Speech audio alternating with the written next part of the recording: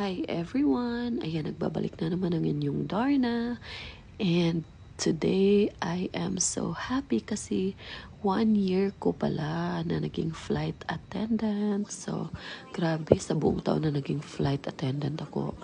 Ang dami kong natututunan sa mga taong namimit ko, sa mga lugar na napupuntahan ko, sa mga experiences ko sa bawat flights ko.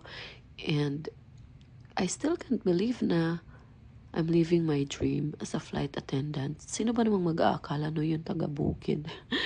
Nakarating dito sa US and living the dream. 'Di ba? So, it took me 10 years to finally make it happen, but that's okay, guys. So, kayo kung may mga dream kayo, no matter how hard it is, no matter how long it's gonna take, go for it. You can do it.